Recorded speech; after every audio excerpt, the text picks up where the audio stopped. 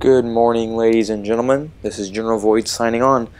We are picking up right where we left off with episode 5. That was episode 4. This is now episode 5. And gathering a gun to move on. So the weapons in question were also left for you by your father. They are in the armory. Like the sword and hammer, these astonishing weapons evolve over time as you use them, becoming ever more fearsome. They can cause more damage and achieve other incredible effects. The rifle is the perfect instrument for engaging enemies at long range. So I've used both the rifle and the pistol, and I've come to like the rifle more. The pistol is best suited to short ranges and packed. The rifle, marvelous. No one's going to get close to you. And we have a gift. The pistol will remain here should you wish to use it instead. In the meantime, experiment and see what incredible properties are waiting to be unlocked.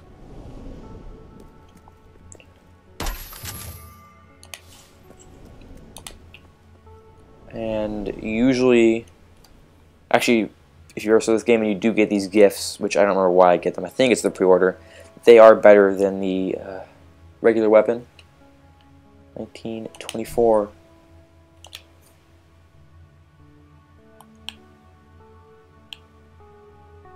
Both of my weapons want me to decrease my moral standings to upgrade them, I would think you'd be keen to which I test out your probably won't do at this point in the game. dungeon.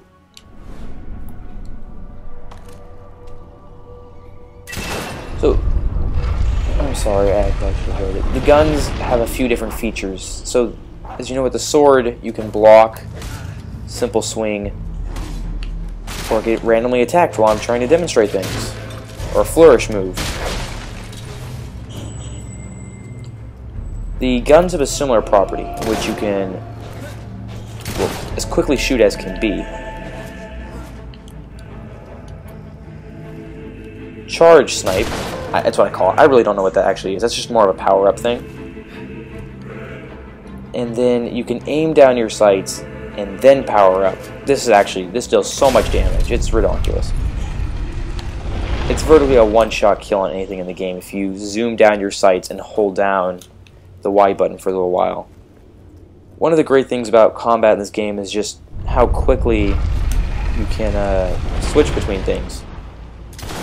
Now I'm using two heavier weapons, so my ability to switch between my sword and my gun aren't so great. But if I was using, between my bludgeon and my rifle, if I was using a pistol and my sword, I could swing my sword and shoot the guy moments later. Or cast a spell. That is a much bigger and badder Hollow Man. No, don't hurt my dog. Oh my god. They're just wailing on him. Treasure chest, treasure chest. I'm hoping this guy will attack me so I can show you why you should never open a chest in combat. But nope, he won't. He's too nice.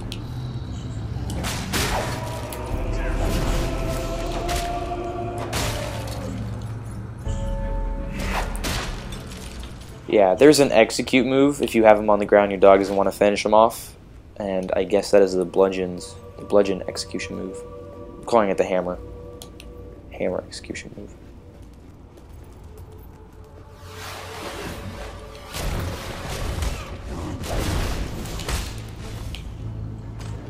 What you should know about this game is if you're getting overwhelmed, there's no penalty for running away, besides your own pride. So back up, take a few rounds with your gun, and take all the time you need. The only reason you're going to find yourself on the ground knocked out or killed is just because you're taking on too many enemies and not taking the time to adequately defend yourself. And if you have these potions on the side, it's not going to hurt.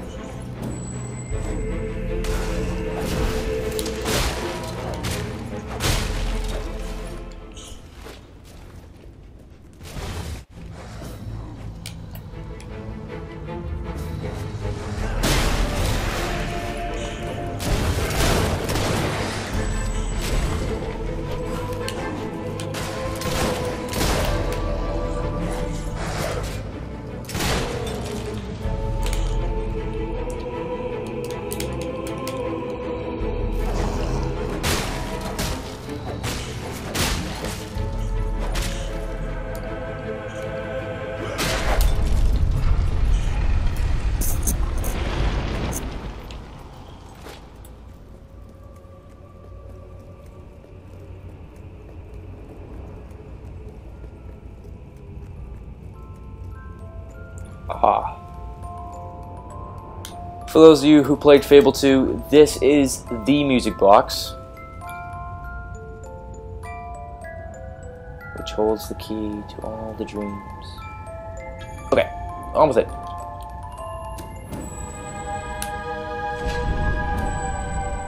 I get a boatload of guild seals for that. Step into the light. There is much you need to know. This is going to be a really short episode then. I didn't realize how close I was to the next portal. I'm sorry. Well, we'll spend some time talking about some chests, a little bit more about the combat scenarios. See if we can get back up to 15 minutes. I don't like breaking my promises. Congratulations, hero. Touching the guild seal was an indication of what you could become. Reaching the music box has proven what you already are. No one but a hero could have done it. You have begun to learn what powers you possess, and there is still greater potential within you. But you have only taken the first step in your journey. Albion is crying out for a revolution, and for someone to lead it. Winning supporters to your cause will be hard. Leading them against Logan will be an even greater challenge. But it's one you must accomplish. I'll make him pay for what he did. This is not a matter of personal vengeance. As long as your brother sits on the throne, Albion is in great danger. Open the music box. It will show you the truth.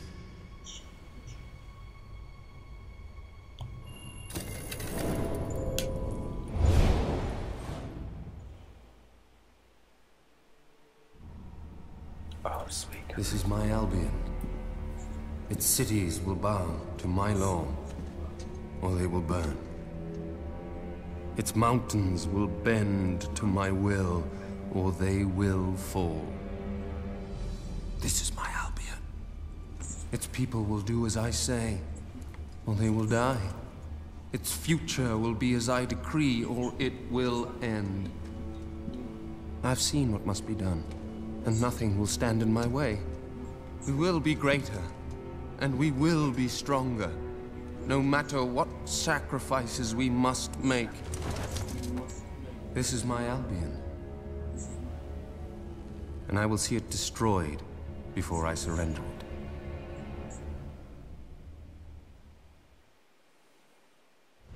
If any part of you still doubted the necessity of a revolution, you have your answer.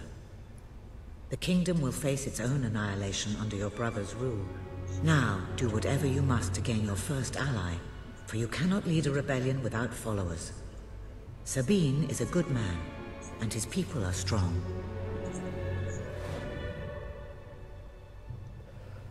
So, before I move on, that cutscene right there is also a trailer on its own. Don't know what it's called. I'm not going to try and guess. That cutscene is actually extremely important when we get to the end of the Road to Rule, because you'll see how the truth isn't always what we want it to be, or what it's made to be believed. Alright, I'm going to read this for you guys. This is the Road to Rule, the mystical path you must journey along on your way to taking the throne and becoming a legendary hero. Hoorah!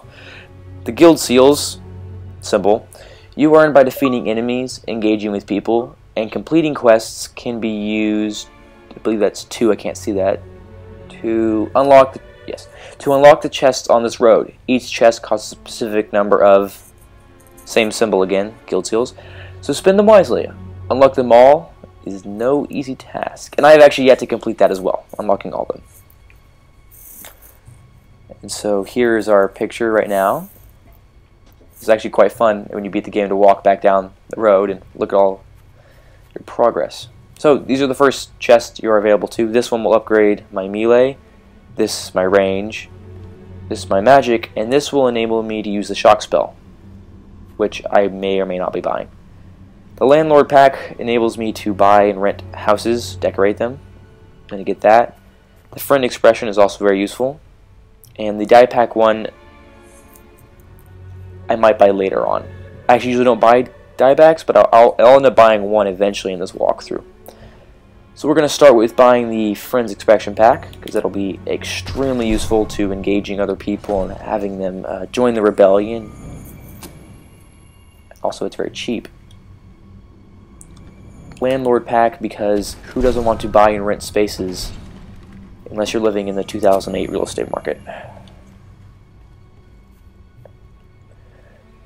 So, as I said earlier, and as the game has explained multiple times, your weapons level with you, and this is the first of the 5 steps to leveling your weapon. There are 5 chests throughout the road to rule that will level up your melee, and when you level up your melee at any given time, the weapon you're carrying, as well as all of the weapons in your sanctuary, will level up with you. So, let's see what our bludgeon / hammer is going to look like now.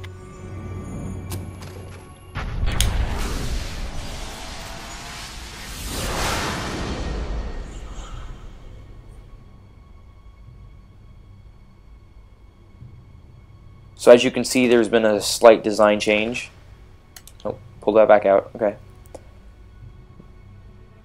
But it's not glowing anymore, which is a bummer. I liked it when it glowed. This also increases your damage, by the way. I don't know if I made that clear. This does improve the damage your weapons deal.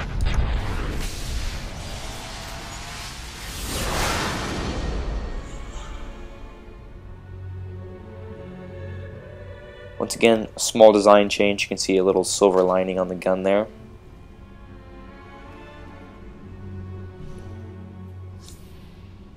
I'm sorry, I didn't know what that was going to do. So, I guess I'll explain this now. I don't have the spells, the seals on me. In one hand, you'll notice that I'm... Wow, it doesn't even show up in this. That's BS. Okay. In one hand, you'll have noticed, as I've been playing, you'll see the fireball, and it's coming out of both hands when I charge it, but when I'm just simple casting, it's coming out of one hand. And that's because you can put another spell on your left hand. Now, there is a multitude of spells that will be unlocked throughout the road. This is the shock, there's the storm, there's the ice. There's another one that I think there's another one that I'm not remembering.